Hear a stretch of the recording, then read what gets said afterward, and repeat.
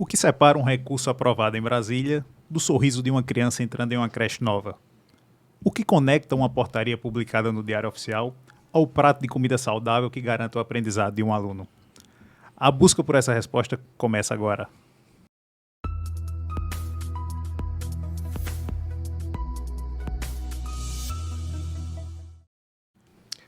Temos o prazer de receber aqui o nosso querido amigo Carlos Nitão, atual procurador-geral do FNDE, procurador federal da AGU. É daqui da Paraíba, temos a honra de tê-lo, filho do Estado, mestre em Direito Administrativo pela Universidade Federal do Rio Grande do Norte, presidente da Associação Paraibana, não é Associação, Instituto Paraibano de Direito Administrativo. Enfim, querido amigo, obrigado por aceitar o convite, Nitão. Carlos, seja bem-vindo, né? É um prazer aí. O Brato fez o convite e você está aqui com a gente. Eu que agradeço a alegria de poder estar participando desse podcast com autoridades e referências aqui no estado do Paraíba, né? Exemplos no serviço público e também, né, como pesquisador, como produtor de conhecimento. Então, Brato, obrigado pelo convite, contem comigo sempre e vamos lá, e né? Responda a pergunta de Marcos aí, senão ele chora, porque... Como, né? A menina... Então, vamos começar a discorrer sobre esse tema agora. Como não deixar o sorriso da criança esmaecer? Como fazer para o recurso vir lá de Brasília, lá do FNDE, e ajudar as crianças que estão lá no município de Picuí, no interior da Paraíba. Vamos abordar aí a responsabilidade do gestor, fazer com que esse sorriso se efetive, né? Se realize, né? Realize. Cara, eu assim, eu estou há 2 anos e meio no FNDE, né? Tenho a alegria de estar liderando lá a procuradoria. Tenho uma equipe de colegas, né, muito boa, tanto a equipe de colegas procuradores e procuradoras, de servidores, as servidoras, os terceirizados, as terceirizados, técnicos, os estagiários. Então, assim, é uma equipe que gira em torno de 50 pessoas e que trabalha todos os dias para que a gente, enquanto procuradoria, possa dar a nossa contribuição, porque a gente está falando, para mim, da política pública talvez mais importante do nosso país.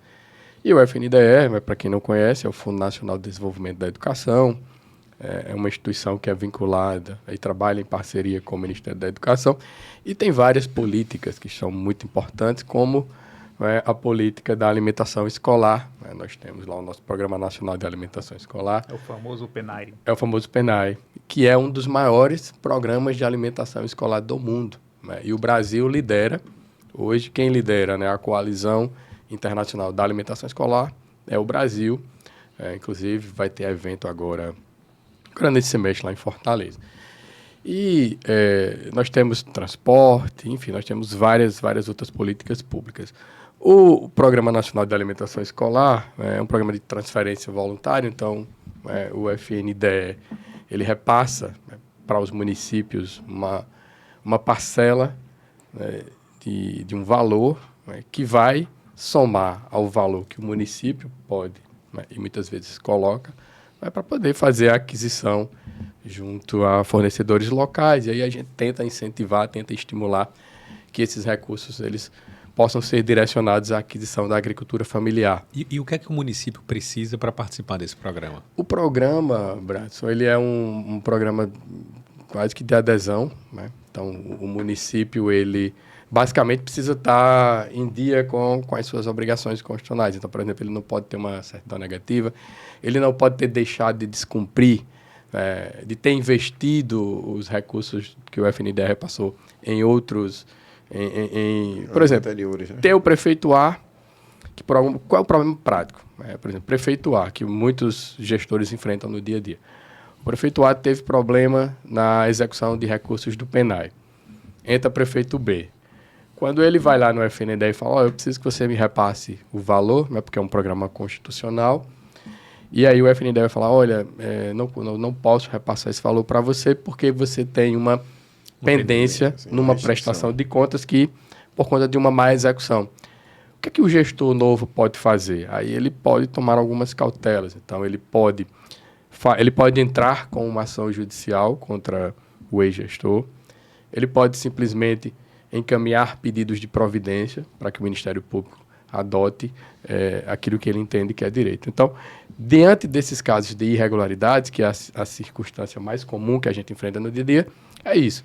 É você representar o gestor anterior, apresenta esse documento no FNDE e aí você volta a estar legitimado para receber novamente esses recursos. Então, se você tem esse tipo de problema, você pode, inclusive, usar uma ferramenta muito interessante chamada Balcão Virtual, que é uma ferramenta nova que o FNDE criou para facilitar o contato dos gestores públicos, das gestoras públicas, com o órgão. Porque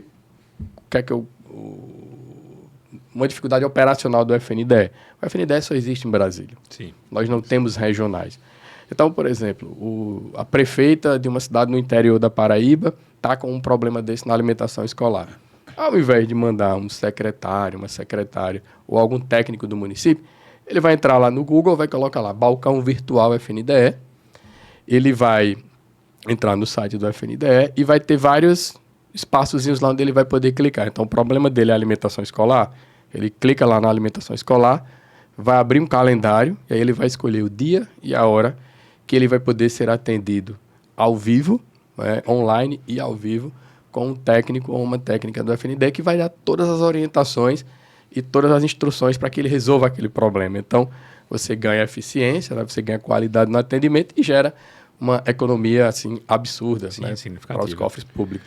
E para qualquer matéria, viu? Só para fechar esse ponto, para qualquer matéria. Se você tem problema com obra, se você tem problema com o programa Dinheiro Direto na Escola, se você tem problema no caminho da escola, qualquer problema com o FNDE, você pode nos procurar através do balcão virtual.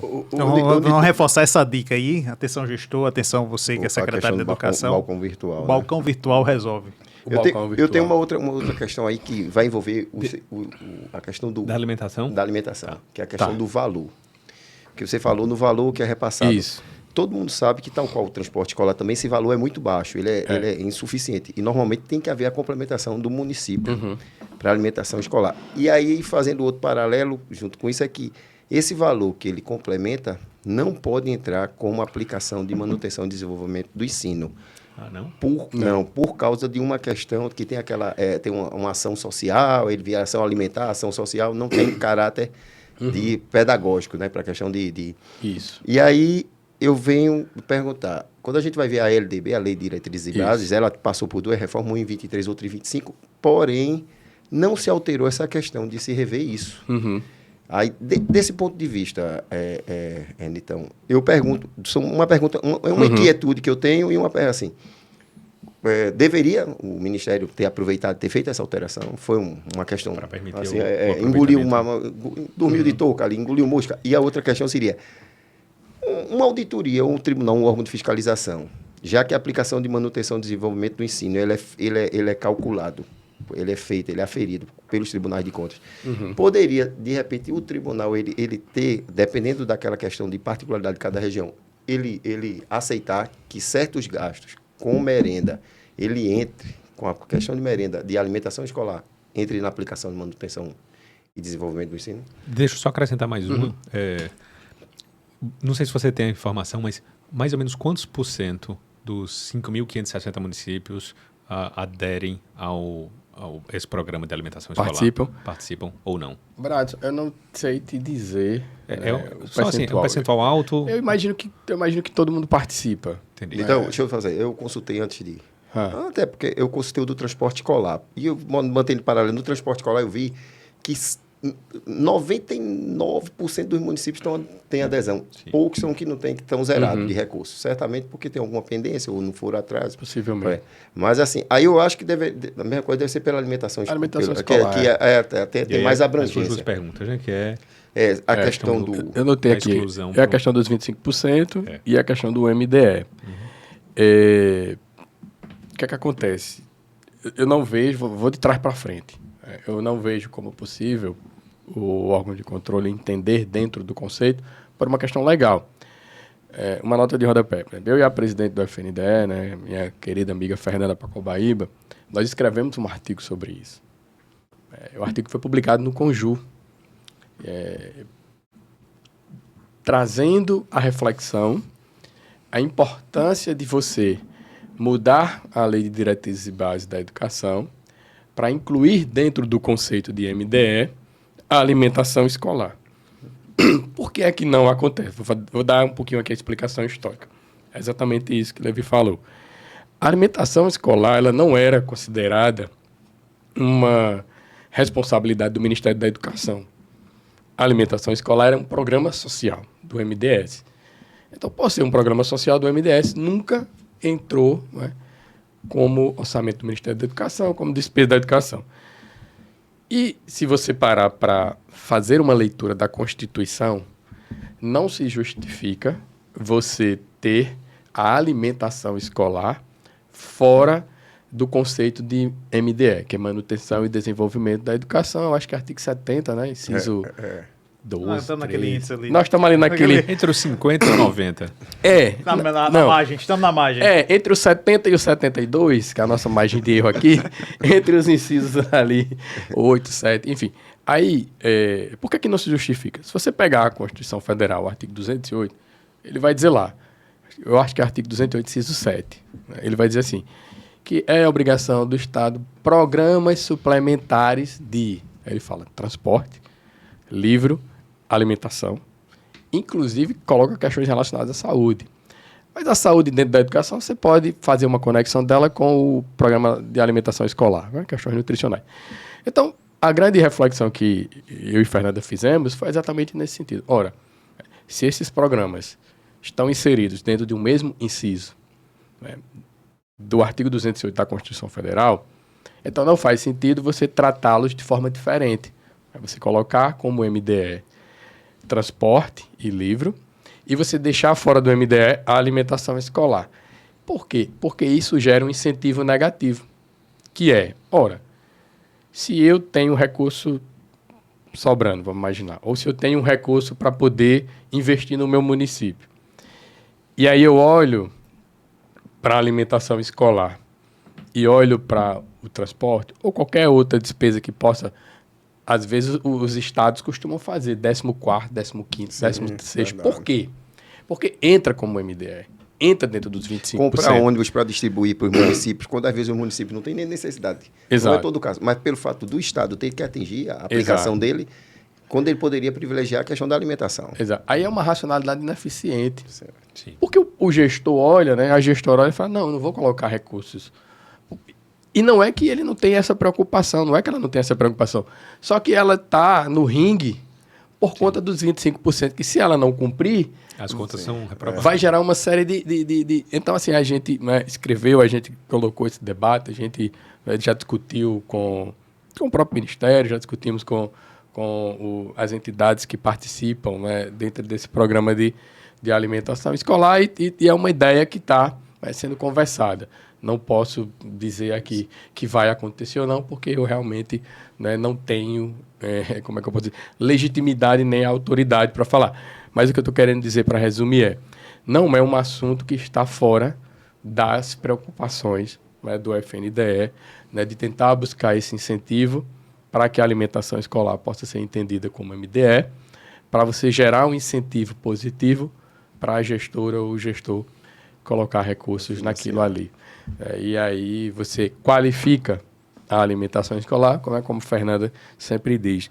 Não existe educação sem alimentação. É a premissa básica. Sim. Porque você leva um menino para a escola porque a gente tem um ônibus.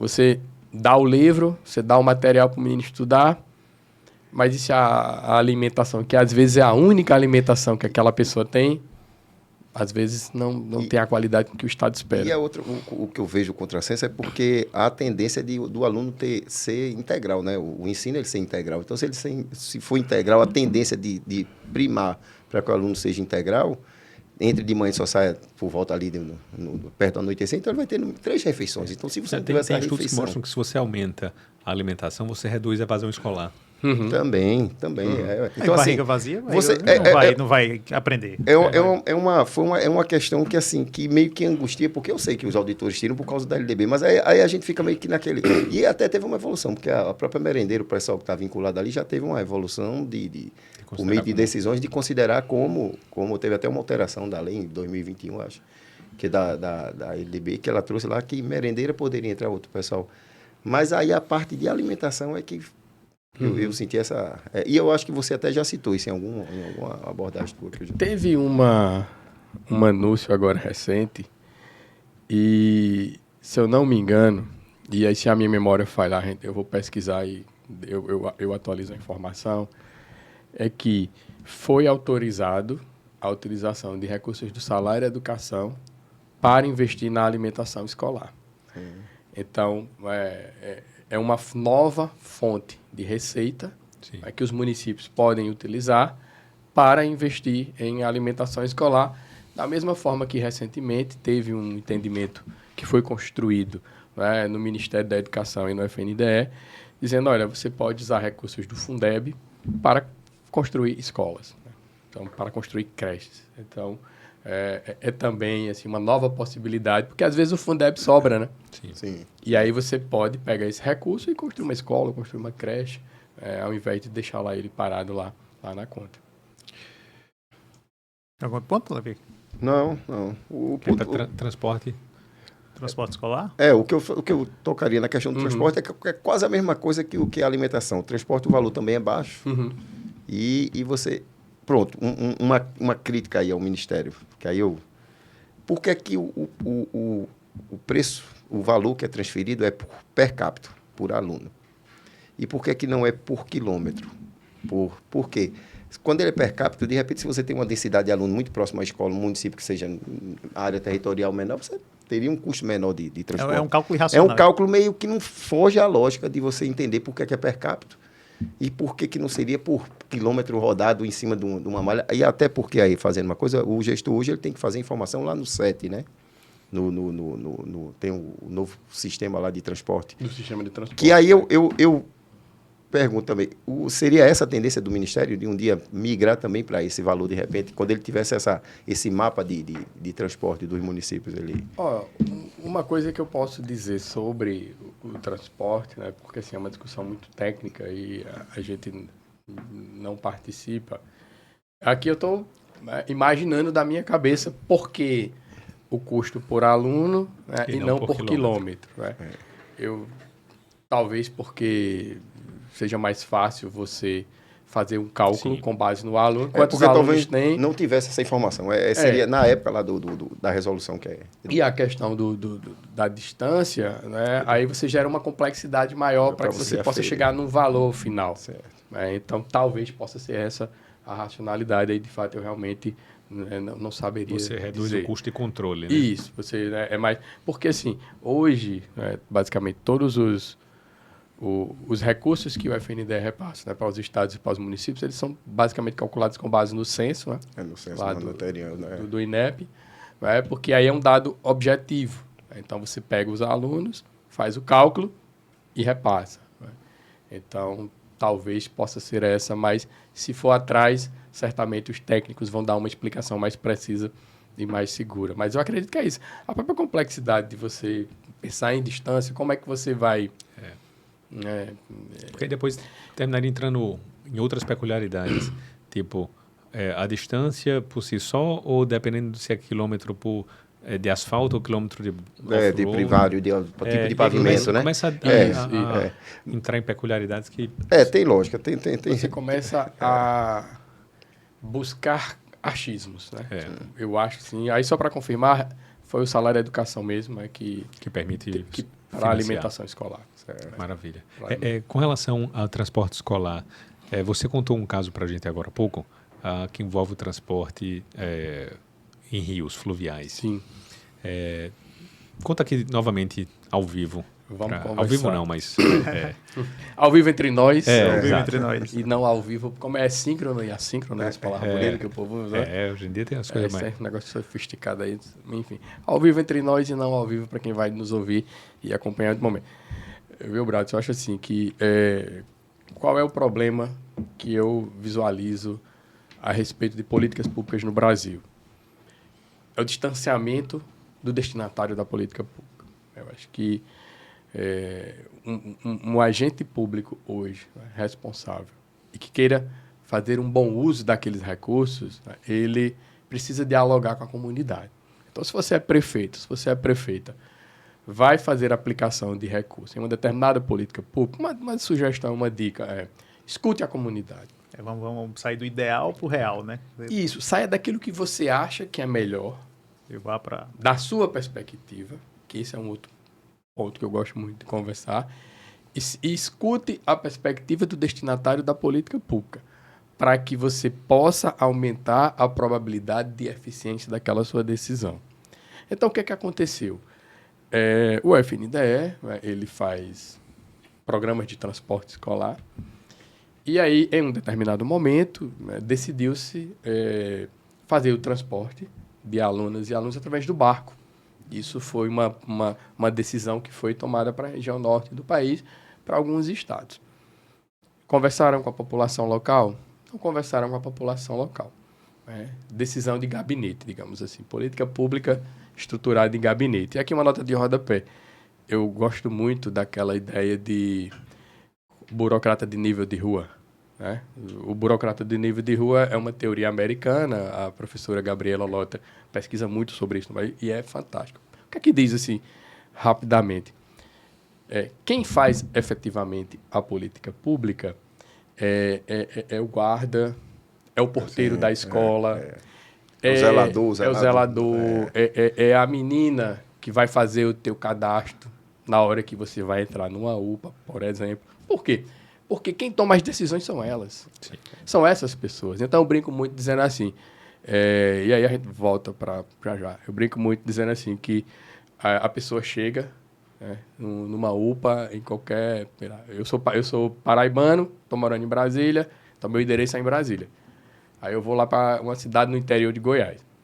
Sofri um corte na perna, no braço, na mão, preciso ir numa UPA lá para fazer um atendimento rápido. E aí a menina vai me receber, o rapaz vai me receber e vai dizer assim: seu nome, aí, seu documento, eu apresento. Aí, endereço. Aí eu vou falar, né? Tá. Aí, o seu endereço não é daqui, não? Não. Eu preciso de comprovante de residência. Aí você vai dizer: não, pega a minha conta de luz. Não, tem que ser comprovante de residência daqui. Então, veja, essa é o burocrata do nível de rua, porque é a pessoa que está tomando a decisão que vai implementar ou não. A prestação de serviço para você. Prestação de serviço para o destinatário imediato. Então, eu poderia deixar de ter um atendimento porque aquela pessoa entende que tem que ser um comprovante de residência da cidade. Não vale o meu comprovante de residência de outro município, não. Então, é isso. E aí, voltando. Fizeram a licitação, fizeram as atas, um barco muito bonito, muito estruturado, com colete, com tudo. O que é que aconteceu? As pessoas não usaram aquela forma de transporte escolar. Elas preferiam continuar transportando as filhas e os filhos naquelas voadeiras, né? Aquelas voadeiras. Para o pessoal entender, o barco ele era adquirido, era cedido, era doado lá pelo Ministério para o município e ficava lá parado. Né? Mesma lógica do transporte escolar, mesma lógica do ônibus. Certo. Fez a ata, o município faz a adesão, recebe o recurso, faz a adesão, compra e bota ali a contrapartidazinha dele. Que tem ônibus desse aí só fazendo, tem ônibus desse que não ataca certa área rural e fica realmente parado porque ele não tem condições de atacar a área rural. Porque o ônibus que o município escolheu não é adequado àquelas condições. Aí pronto, levando a mesma coisa aí para o barco, né? Certo. E aí as mães continuaram transportando os seus filhos e as suas filhas naquela voadeirinha, que é um barco altamente sem segurança, enfim. E aí depois foi se entender o porquê do fracasso dessa política pública. Por uma razão muito simples. As mães não confiavam em entregar seus filhos e suas filhas para terceiras pessoas que elas não conheciam, para levar num barco com muito mais segurança do que aquele barco que aquelas crianças habitualmente eram transportadas, por uma razão muito simples. O nível de estupro de crianças e adolescentes naquela região é muito alto. Então, a mãe não tem confiança naquela pessoa porque ela não conhece. Pode ser, e não é contra a pessoa em si. É uma relação de confiança por um dado de realidade, por uma experiência que aquela comunidade vive, que faz com que ela simplesmente não confie em desconhecidos. E resultado, a política pública não produziu os resultados que você queria, por mais que tivesse sido bem planejada, na perspectiva, E aí tem dois problemas, né? Primeiro, a política pública que não atingiu o resultado. E segundo, que é depois chega o controle externo, Tribunal de Contas, Ministério Público, seja o que for. Aí vai ver ali o ônibus parado, ou o barco parado. E às vezes um outro contrato do município com locais para fazer o transporte. Sem dúvida, o auditor vai dizer o quê, Levi? Imputar. Manda imputar, Imputar o porque valor. acha que está tendo uma contratação irregular. Então, o que é que o gestor, imagina, você tem que aconselhar o gestor desse município, o que é que ele deve fazer? Já houve a contratação de uma política pública inefetiva, porque não foi ouvida a sociedade antes, mas já foi. Ele está ali com barco inservível e tem que contratar por fora. O que é que você faria para reduzir o risco de uma imputação, de uma punição para ele? Então, vamos pensar aqui, pensar em algumas possibilidades, né? Pensar em algumas possibilidades. Eu acho que posso fazer uma nota de rodapé? Eu gosto de fazer muita nota de rodapé, mas eu vi que o nosso... No direito de recurso, eu vou ser advogado também do... Você está perguntando, daí eu vou entrar também. Se ele não apresentar uma defesa, eu vou ter que apresentar um complemento deixa ele falar. Calma, muito calma. O homem já está...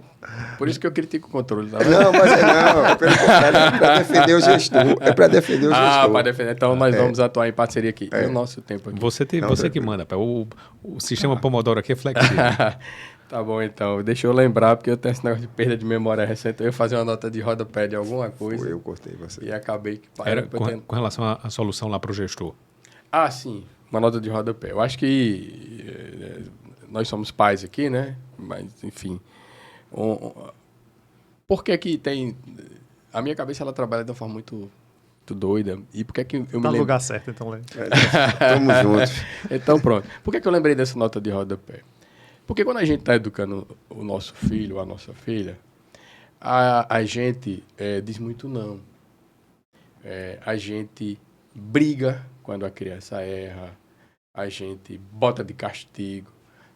Todos os incentivos, ou quase todos os incentivos, que os pais costumam dar, veja, não estou generalizando, que os pais costumam dar, são negativos.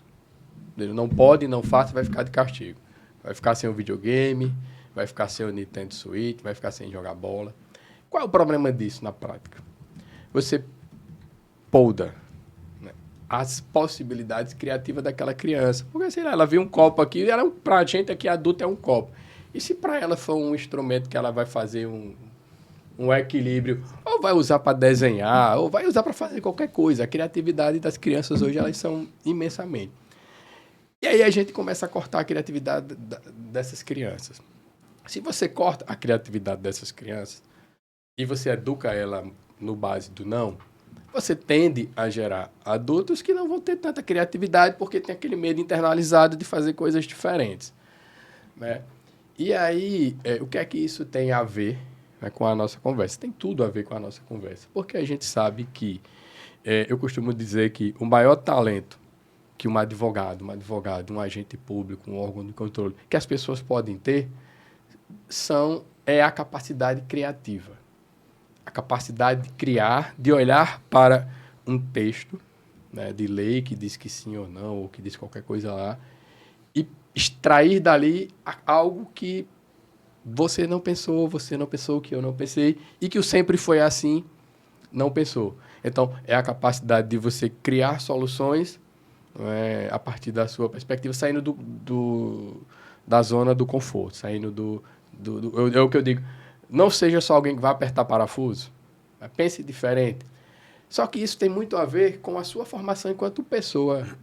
Aí volta para que se você foi criado num ambiente em que você incentivou, estimulou as possibilidades criativas dos nossos filhos, eles vão levar isso para ele. E aí, aí volta aqui para a pergunta, né? Talvez, aí a gente teria aqui algumas possibilidades. Então, o agente público, ele poderia escutar a comunidade, falar, gente, vem cá, por que é que não está dando certo? Não, aí eles vão relatar as ações deles.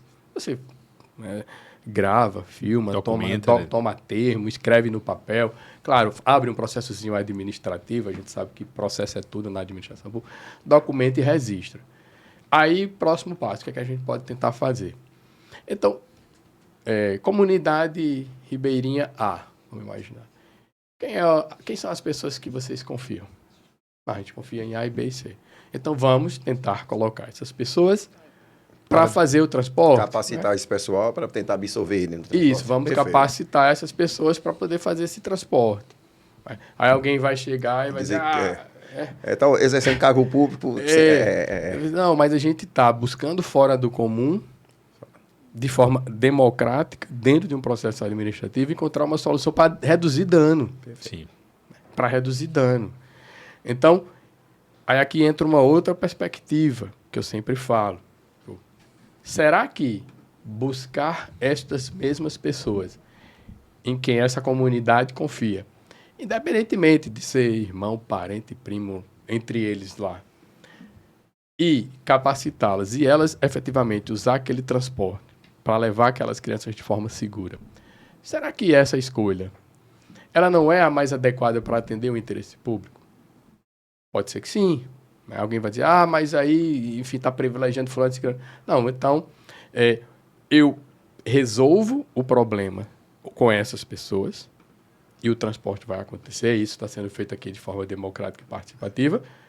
Ou eu vou dizer, não, porque fulano é primo do líder da comunidade e se eu botar pode dar um conflito de interesse, está querendo favorecer A ou B e vou deixar o barco parado. Aí depois eu vou ver se eu vendo esse barco. E se eu não conseguir vender? E se eu vender por um valor mais irrisório? Então, o que eu sempre falo... E se com a voadorazinha lá, transportando, tiver um acidente com os alunos? Tiver um acidente. Tu tá entendendo? E o dano que isso traz para toda aquela comunidade. Então, o que eu sempre digo que a gente conversava aqui antes, eu não gosto de dizer que existe a boa decisão administrativa, a melhor decisão administrativa, lá, o do Orkin lá, né? O juiz Hércules. Não existe o gestor Não existe. O gestor é de carne e osso. São pessoas como nós. Então, se aquela decisão é adequada, se aquela decisão faz sentido e se aquela decisão atende o interesse público, para mim, poderia ser o caminho viável para resolver o problema. Então, eu olho para a resolução do problema. Eu não olho para o vínculo de A com B. Não, eu quero resolver o problema. Enfim, mas isso é um ponto que a gente pode, né, extraçar de outras perspectivas. E aí poderia ser, né, documento. E aí vem para mim o que é o mais importante. Para mim, que é o mais importante. Porque alguém pode querer, né, pegar o rapaz lá, ou a gestora lá para ajuda, né? Pode querer pregar na cruz. Falar, não, calma. Historicamente, como é que a gente faz política pública aqui no meu município? Eu não converso com a sociedade. Para mim, eu sou do interior da Paraíba, uma cidade chamada Piancó. Não me lembro, fora o orçamento participativo, que aí as pessoas têm as suas críticas, eu não me lembro de nenhum agente público falar, eu estou pensando em tomar uma decisão aqui para fazer uma política pública. Venham conversar, não me lembro. Pode ser que tenha tido, Deus tenha equivocado aqui, como em outros lugares. Não é um costume administrativo nosso dialogar com a sociedade antes de tomar decisões. Eu vejo isso em Brasília todos os dias. Não é. Então, primeira regra, se você vai fazer uma política pública, e isso vai impactar na vida das pessoas, vamos ouvir as pessoas. E aí você cria um fluxo, você cria um procedimento, né, com base no costume e no histórico. Olha, ninguém vai ser responsabilizado aqui, porque todo mundo tentou fazer o melhor, estava de boa fé, não tem sacanagem aqui, não tem nada de errado, então beleza, vamos.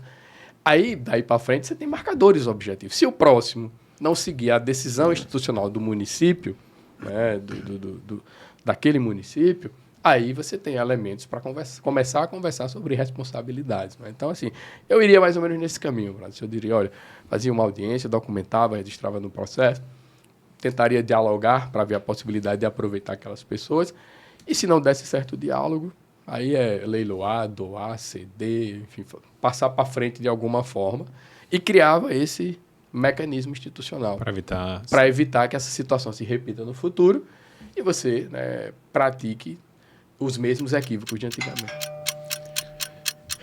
Olha aí, foi quase sincrônico. Sincrônico. Chegamos ao nosso momento Pomodoro. Bem, como a gente conversou com você, então, a técnica Pomodoro é aquela que você trabalha um tempo e depois tem no caso, geralmente 25 minutos, e depois tem uns 5 minutos ali para relaxar, para Dá uma descontraída. descontraída. Abstrair. Pra mentir um pouquinho. Para mentir um pouquinho. Pra mentir com legitimidade. Exato. Filosofar, E a mentira pra- começa, inclusive, com o nosso relógiozinho que não funciona, é só para adorno. Funciona. Não. Aí o celular é que faz o... É assíncrono aqui. Exatamente. Não, mas falando entrando no momento Pomodoro, que é uma... Aqui é...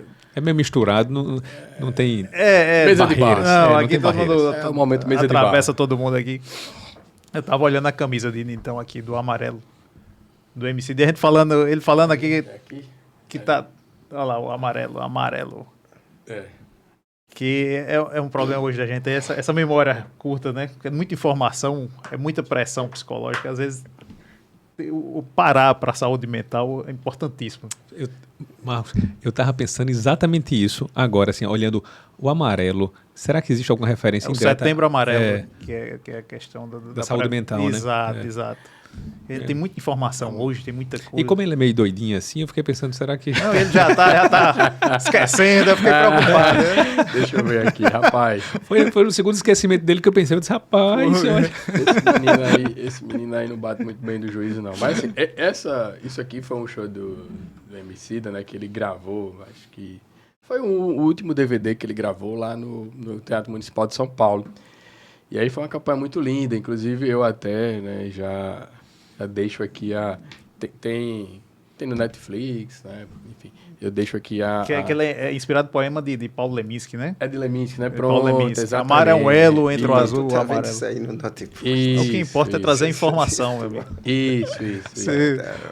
Como ela chega, não importa. O que importa é que É a cultura geral do nosso amigo Marcos. Isso. É exatamente isso. É inspirado no Leminski, que eu não lembrava, né?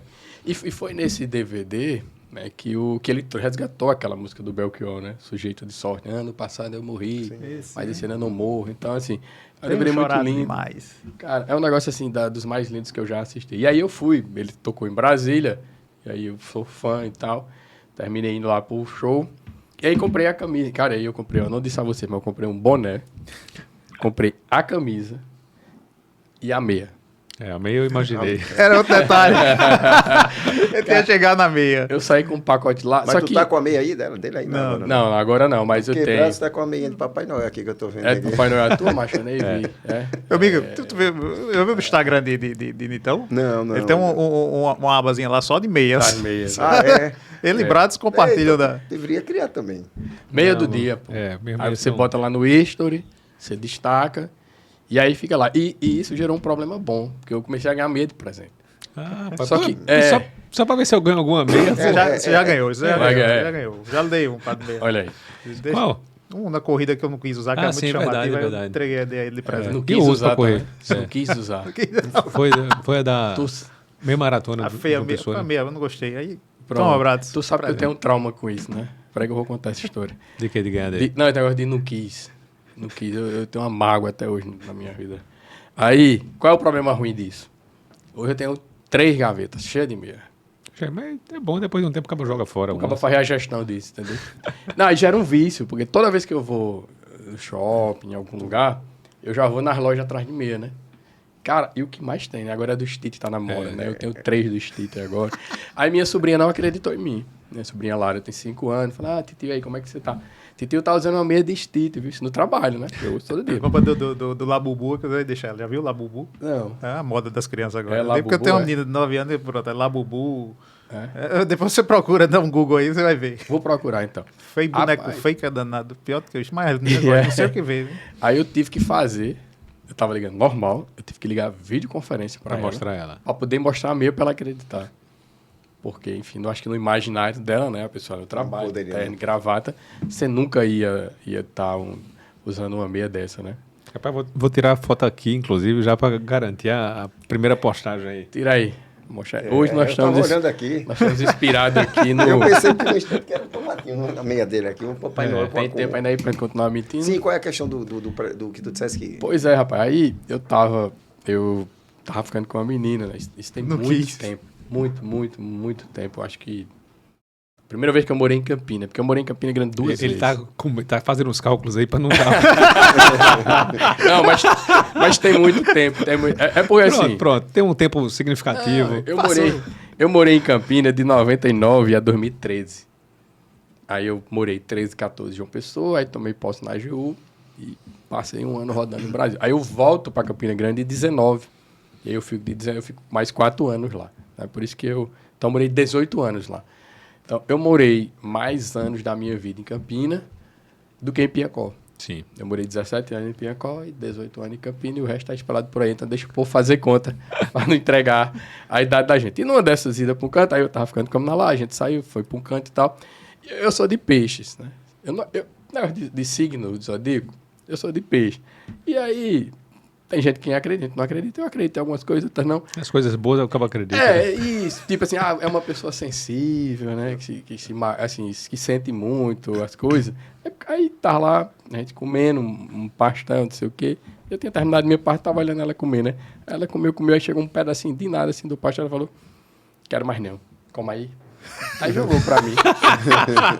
Aí, cara, eu fiquei magoado. Eu deixei de ficar com ela. Juro, eu deixei de ficar com ela. Putz, magoou. Meu amigo, eu já vi o cabo arranjar Briga motivo. pelo outro pedaço, né? Magoou. Ou o cabo arranjar motivo pra acabar namoro e tal, mas esse daí magoou. foi... Não, magoou assim, traumatizou. Quando ele falou, a primeira coisa que veio aqui na minha memória, voltou o filme. 20 anos e lembrei. Pra tu ver como traumatiza as coisas que a gente vive nessa vida, viu? Sem mentira nenhuma, macho. Pela assim, velho desse, eu falei, puta que pariu. Mas a pessoa em fazer um acompanhamento psicólogo pra superar esse trauma. Eu faço. Isso daí é específico. Não por isso. Entra... Mas sabe como é a minha terapia? Eu chego em casa, na sexta-feira, e faço assim, Alexa, toca Belchior, e bota uma dose de uísque. Opa. Aí eu penso em tudo. Relaxa. E ao mesmo tempo em nada. Vamos lá? Voltar? Vamos voltar? Vamos voltar. Voltando. Levi não ia falar de perguntar se ele jogava BT, nem deu tempo. Não, eu não toquei, fiquei calado aqui e esperei. Mas corre, então corre. Gosto tô correndo, jogo futebolzinho, mas são esportes raiz. É que ele só joga BT. Só joga BT, é da seita, Jogo BT não. da comunidade. É a igreja dos últimos dias do BT. Ele é pastor dessa igreja. Só para terminar um momento.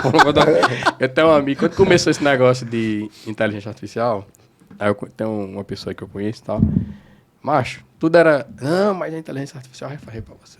Tudo. Você falava, vou namorar. Não, mas ela vai imprimir uma namorada 3D pra você, não vai nem lhe dar trabalho. Tudo.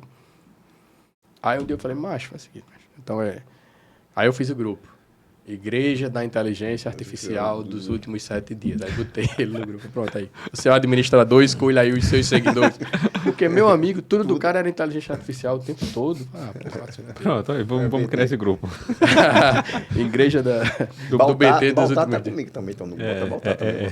Joga. Baltar joga também? Joga. Rony joga também, Petrov, Petrov. Rony joga também, né? Rony é dessa igreja. Quem joga é o irmão dele. O fanático da religião que é o quê? É adepto? Ele quer puxar eu todo já- mundo aí já pra igreja. puxando. Pra Irmandade. Como diz uma vez... esse momento o Comodoro vai só lembrando, né? Só pra fechar. Uma vez o cara botou na petição, né? O INSS e seus asseclas, esses procuradores federais, aí começou a esculhambar com a gente. Na petição, tu acredita? Numa contestação. Puta que pariu. Mas enfim, a seclas é seguidor do que não presta, né? Aí eu falei, eu me senti ofendido, mas eu entendo. Tá bom. Vamos retomar? Vamos lá. E aí, mais pratos. Qual assunto podemos abordar agora com o nosso... Falar um pouco do livro. E da tese que tá para surgir, para nascer. Do livro Entre as Alternativas Possíveis e o Erro Grosseiro nas Contratações Públicas. Fazer um apanhado, então, da Rapaz, obra. Bora. Que vai até contextualizando um pouquinho, esse último caso do barco aí, que a gente tem uma questão nesse debate Se aí. foi ou não foi, né? Exato. O que é que seria pior? Você errar tentando acertar ou não acertar por medo de tentar? Se omitir. Se omitir. Por medo de errar, né? Exato, por medo de errar. Olha, para mim, essa é uma das questões mais complexas do direito administrativo e as pessoas estão simplificando demais. Assim, demais. E aí é uma crítica que eu faço, enfim, já escrevi sobre isso no livro, escrevi isso em vários artigos. Simplificando demais porque não dá, né, eu estou muito inclinado, né, a entender que não dá para você trabalhar com a ideia de homem médio quando você fala sobre erro, para mim. Entendo quem defende, alguns órgãos de controle usa, mas por que é que eu acho que não dá? Aí, por isso que eu digo que é uma simplificação. É você dizer que o homem médio não faria política pública sem dialogar com a comunidade. Um exemplo. Né? O homem médio não tomaria essa decisão. O homem médio teria feito diferente. Primeiro problema que eu visualizo. Quando a gente fala de homem médio, a gente está falando de uma abstração. Sim. De uma generalização. Primeiro problema. Então, como é que uma pessoa lá em Piancó, trabalhando em condições de calor, temperatura e pressão X, o camarada lá de Brasília, calor, temperatura e pressão Y, a pessoa lá no interior de Minas Gerais, lá no Mato Grosso do Sul, lá em Manaus... Não dá para pegar o mesmo padrão e comparar com todos, né? Cada um tem sua peculiaridade. E dizer que todo mundo vai tomar a mesma decisão. Para mim, isso é problemático. Então, esse é o primeiro ponto, assim. É você querer colocar o mundo da vida dentro de uma abstração. Por exemplo, eu escrevo lá no livro. O próprio Raul Zaffaroni, que é aquele penalista lá, argentino muito famoso, eu acho que quem gostava um pouquinho mais de direito penal e estudava, usava aquele livro lá, ele diz, o homem médio não serve para o direito penal. Ora, se o homem médio não serve para o direito penal, vai servir para o direito administrativo, por que razão? Mas as pessoas defendem. Não tenho nada contra. Eu apenas discordo. E assim, acho que vim para tentar puxar uma nova forma de refletir sobre isso. Né? Então, entendo que não dá, porque é uma generalização. E se você quiser só falar do básico, do simples, sem aprofundar muito na discussão, é você pensar o seguinte, um palavrão que eu vou falar agora, mas brocado. Né? Lembra dos brocados jurídicos lá? Sim. Né? Dá-me os fatos que eu te dou o direito. Já diz tudo. Qual é o fato? Qual contexto? Qual a circunstância? Qual é o fato? O que é que aconteceu naquele contexto?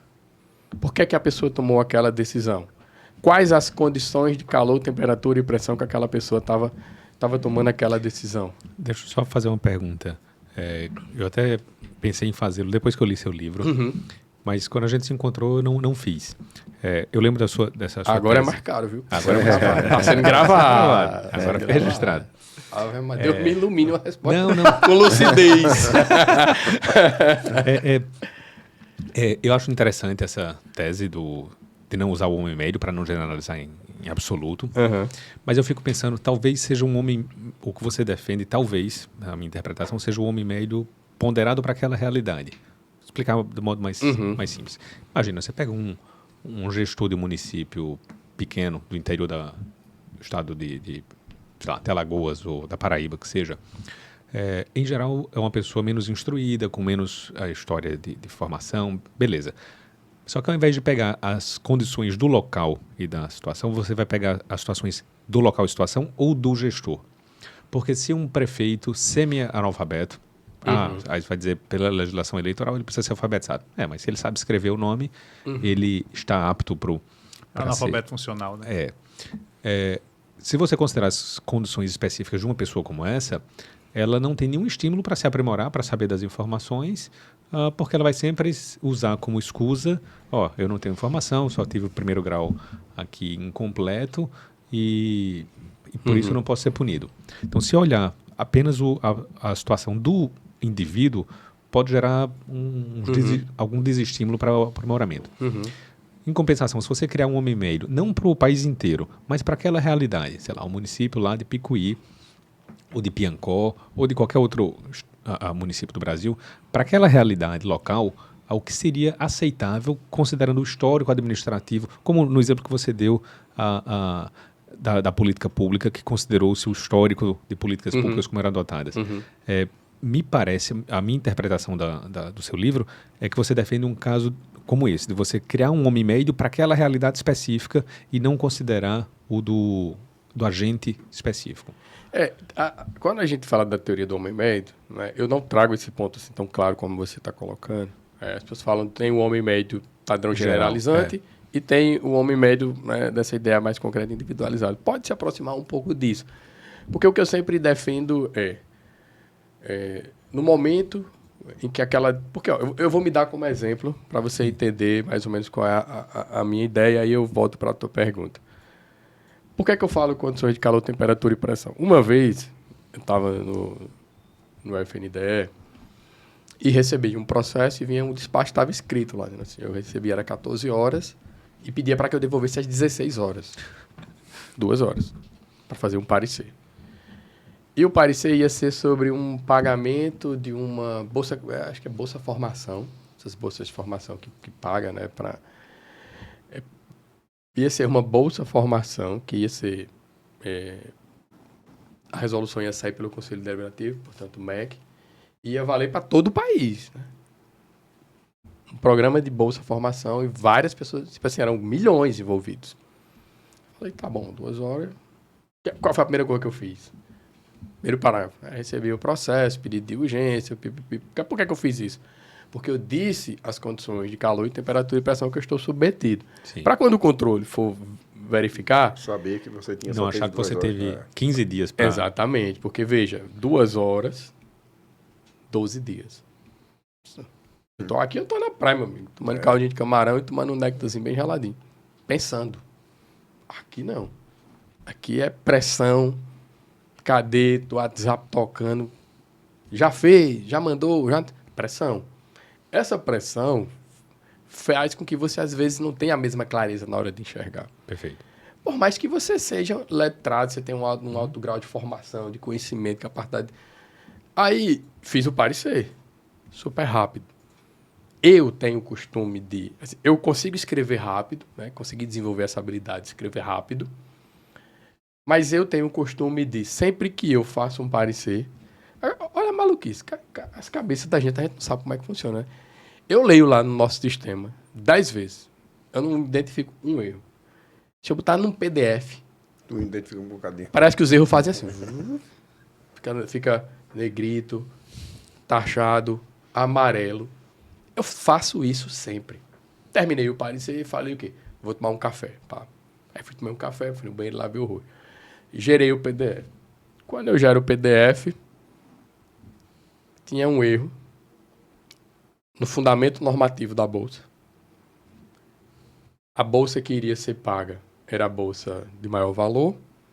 O fundamento normativo que estava sendo utilizado não permitia aquele tipo de bolsa naquela situação. Aí, então, bonitinho aqui, assina esse parecer com... E não tinha visto isso, porque eu não vi. Sim. Eu não vi quando eu fiz o parecer. Aí, imagina, eu faço assim e mando embora. Ia ser pago Bolsa Formação o Brasil todinho, não sei quantos milhões. Sabe o que é que iam fazer depois? Não, mas então assinou o parecer, disse que podia. Então, veja, o que eu estou querendo dizer é que o artigo 28, ele veio para dizer, olha, cara, você pode errar. 28 da LINDB. Desculpa, é o costume. O artigo 28 da Lei 13.655, de 2018, que, como eu sempre falo, é a lei mais importante dos últimos anos para quem trabalha na administração pública. Ela diz, olha, você pode errar, por quê? Ela diz que você só vai responder no caso de erro grosseiro, que é aquele erro escalado, é um alto grau de imprudência, de negligência e de imperir. Eu não gosto de dizer conceitualmente o que é, mas às vezes você pode dizer assim, o que é erro grosseiro? Falar de uma forma muito grosseira, pode dizer, não, isso é dinheiro público, faz de todo jeito. Sim. Por exemplo, eu poderia, né? Dentre outras coisas. E aí, eu fui ler, eu fui revisar. E estava lá o erro assim, saltando aos meus olhos. Então, o que eu defendo é que você olhe, né, para aquela decisão a partir das condições em que aquele parecer foi elaborado, na perspectiva daquela pessoa, não é na sua perspectiva de controle, 4 anos depois, numa sala com ar-condicionado e tomando um cafezinho bom do expresso, não. Na perspectiva daquela pessoa individualmente ou aquela pessoa... Na perspectiva daquela pessoa naquele caso, naquela situação. Naquele momento, naquele momento. Eu sei, nas circunstâncias... Isso. Mas vamos pegar... você pegou um caso específico de um parecer, Tá. necessariamente tem que ser procurador. Pronto, deixa eu dar Vamos outro pegar exemplo. O presidente da Câmara de um município. Tá. Infelizmente, tem muitos vereadores que não têm uma formação adequada e são pessoas humildes, não só financeiramente, mas no sentido intelectual. Sim. Você vai considerar essa situação específica do conhecimento do histórico da pessoa ou só as condições de tomada de decisão?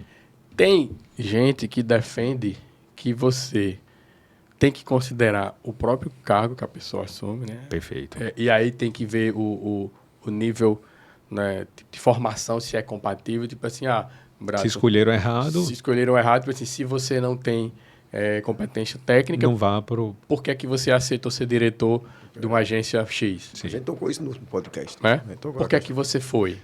Por alguma razão a pessoa foi.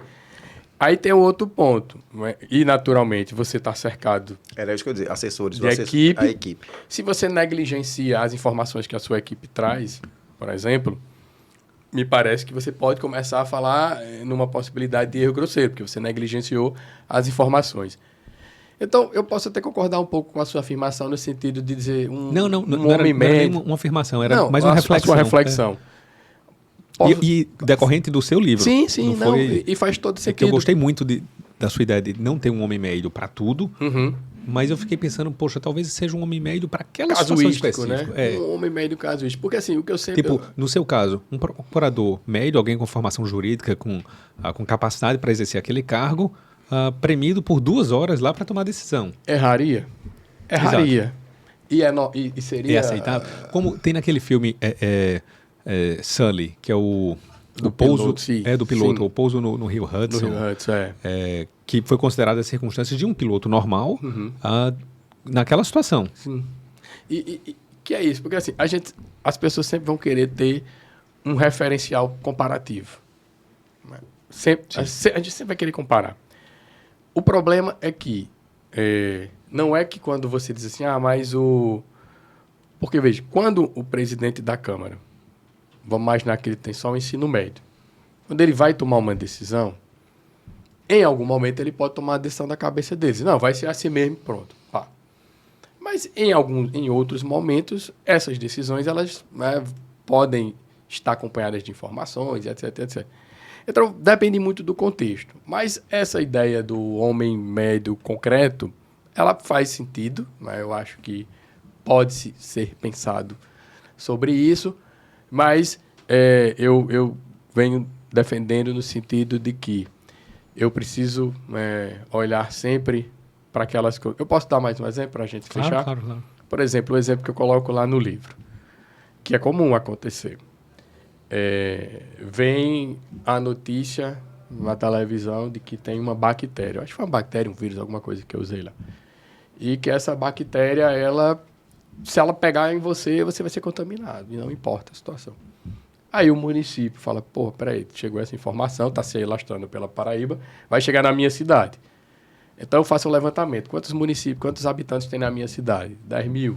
Então eu vou comprar aqui 10, 20% a mais. Você lembra desse? Lembrei. Você vai dar 10, 20% a mais aqui. Então eu vou comprar 12 mil vacinas para proteger daquela bactéria. E aí chegou a danada da bactéria lá. Antes, ou estava em processo de vacinação e ninguém foi contaminado. O processo de vacinação ele não conseguiu ser eficiente no sentido de que você conseguiu vacinar antes da doença chegar. A doença chegou no meio, vamos imaginar. Eu não lembro basicamente o exemplo, mas é mais ou menos assim. E aí, ninguém foi contaminado. Ninguém foi contaminado. Aí alguém vai olhar e vai dizer, não, mas você comprou 12 mil ampolas de vacina. Você gastou dinheiro público. É erro grosseiro? Eu acho que não. Por quê? Porque foi uma decisão administrativa que foi tomada com base em determinadas informações, técnicas, pesquisas e etc. Outro pior, que eu acho que é a questão do laboratório que eu coloco lá. Porque, veja, você compra determinados equipamentos e se a pessoa não souber manipular, por exemplo, o equipamento, você vai dizer, pode ter sido o erro de quem comprou, porque ela não fez, não conhece a equipe que tem. Beleza, pode ser. Não vejo problema você enquadrar nisso. Então, o caso concreto, as circunstâncias em que aquelas pessoas estão inseridas, elas sempre tendem a ser a centralidade. Então, para o gestor, ele tem que sempre documentar essas Era isso circunstâncias. que eu ia falar. Que aí... Tudo que leva aí é se você tiver documentado Pronto. antes. Você veja que há toda uma narrativa de fatos onde você vai fundamentando para poder chegar na compra. Porque é a importância Ele do não vai dólar e da comprar. culpa, né? Onde Exato. Qual é a diferenciação do dólar e da culpa? Aí é o pulo do gato, que aí era para fechar. Pronto, o controle de opinião, só para a gente fechar Era isso que eu aqui. ia falar. O deferência técnica A deferência técnica e o controle de opinião. Que isso Pronto. aí... Aí, o outro exemplo que eu coloco lá no livro. O município resolve... eu até falo aquela espingarda solqueta, né? Soca-soca, que é aquela espingarda antiga que você botava no cano, batia Tem demais assim. Piancó. Não tem demais. É um estampido. Isso podia nem dizer, né? Aí eu ia falar uma besteira aqui. Enfim, tinha aquelas bichas lá.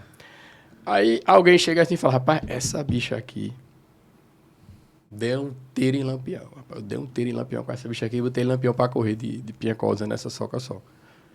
O prefeito, a prefeita vai dizer, não, mas você tá doido, mas isso aqui agora é patrimônio histórico da cidade. Por quê? Não, porque foi uma arma, o exemplo que eu dou lá assim, foi uma arma que foi utilizada na Revolução, o município ficou independente, expulsou todo mundo, e só sobrou ela, e ela é importante para a história daquele município. Aí o camarada vai lá, faz, tá bonitinho, enfim. Aí chega o controle e fala assim, não, você tá doido, mas você está incentivando a violência. Como é que pode? Uma porra de uma arma vai ser patrimônio histórico do município. Não, mas é isso aqui, é importante para a nossa história. Aí o cara vai dizer, não, eu não concordo. Meu amigo, você não concorda, o problema é seu. Agora, na perspectiva aqui do meu município, da nossa história, da nossa identidade, é importante esse objeto. Então, por que é que eu não posso enquadrar, né? E as despesas que eu tive no processo de tombamento, de tudo aqui. Até festa a gente fez. Não tinha bebida porque o controle não deixa. Aí o cara chega e fala, não, isso aí você está incentivando a violência, não pode. Por que não pode? Entende? Aí se você vai dizer que não pode, não é só dizer que não pode porque eu não concordo. Que aí é o controle de opinião. Tipo assim, por que você comprou azul? Eu gosto de preto. Então, essas cadeiras tinham que ser preto. Por que você gosta de preto? Qual a diferença do carro preto pro vermelho, pro amarelo, pro laranja, pro azul? O que o gestor tem que dizer, aí aqui é o mais importante, que eu sempre falo, é botar no papel o porquê daquela escolha. E aí eu falo para todo mundo. As pessoas falam, qual é o princípio mais importante da administração pública? Eu digo que é a motivação. Perfeito. As pessoas falam, a legalidade. Meu amigo, a Constituição está aí. Tira a legalidade, a gente vive no Estado democrático de direito. A legalidade ela é intrínseca ao Estado. Se você tiver motivo... A motivação vincula, né? E aí a motivação, você diz, olha, eu peguei esse bichinho aqui e comprei por causa de A, B, C e D. Então, o que é que eu defendo no final do dia no livro? Alternativas possíveis. Você podia comprar a tomate, né? Você podia comprar essa tomate para marcar o tempo, podia comprar um relógio digital e podia comprar qualquer outro relógio. Uma ampulhetazinha. Uma ampulheta. Por que você escolheu esse aqui e não escolheu uma ampulheta? É isso que você tem que falar. Então, eu tinha opções. As opções A, B e C, optei esta. Mesma coisa. Vou licitar, vou fazer uma dispensa ou vou fazer uma adesão à ata de registro de preço. Escolha e justifique. Escolha A lei, justifica. as três, a lei. As a três lei são legitima, possibilidades. legitima, né? O controle não pode chegar e dizer, não era para ter feito adesão. Era para ter sido Por feita quê? a licitação. Por que você não fez uma licitação? Meu amigo, isso é uma escolha administrativa. Perfeito. Razoável e adequada. E faz sentido? E até porque, Nilton, só pegando um gancho, essa questão muito de como ele vai fazer tem muito a ver também depois com a forma como ele vai controlar, que você não sabe, que é uma posteriori, que... Sabe o que é que eu digo muito para o agente público? Se você pensar em tomar uma decisão administrativa, se faça a seguinte pergunta, faz sentido isso aqui? Se você, por 1 milésimo de segundo, titubear... Então, pense de deixa eu te interromper aqui. Tá no fim. E eu Vai gostei. Não, eu gostei dessa mensagem. Eu vou pedir para você deixar essa mensagem final para o gestor público que está nos ouvindo agora. É isso. Se você vai tomar uma decisão administrativa, se pergunte, né? Tipo assim, faz sentido eu fazer isso aqui? Se você achar, assim, um milésimo de segundo passou na sua cabeça uma insegurança, você Segure. pare. Freada, né? Converse com o seu secretário, converse com sua equipe técnica, porque é aquilo que a gente falou, não existe a melhor decisão administrativa porque o melhor é subjetivo. O que existe são decisões adequadas e que fazem sentido. Só para fechar, faz sentido comprar a Copa Americana usando diálogo competitivo? Não. Não faz sentido. Aí você vai usar o pregão. Então, agente público é isso. Né? Você diga o contexto que você está inserido, diga as opções que você tinha e motive a escolha que você fez. É basicamente esse o tripé para que você possa ter uma administração, quer dizer, uma decisão segura e adequada. Perfeito. Muito obrigado, meu amigo Nitão. Meu Uma honra amigo. tê-lo aqui. Contribuição excelente aqui. Bate-papo passou Rapidinho. voando. Então, que valeu agradeço. demais. Agradeço demais, viu? Quando tiver Obrigado. aqui uma pessoa de Muito novo, bom, avisa cara. pra gente marcar outro. E o convite da combinar. Igreja do Levi Mas, tá ele não é aberto. daqui, não? É não? É porque eu estou em Brasília agora. Tá certo. Mas Valeu, é uma alegria pessoal. estar aqui com vocês, pessoal. Valeu, meus Obrigado, amigos. um abraço. Obrigado. Obrigado. Até a próxima.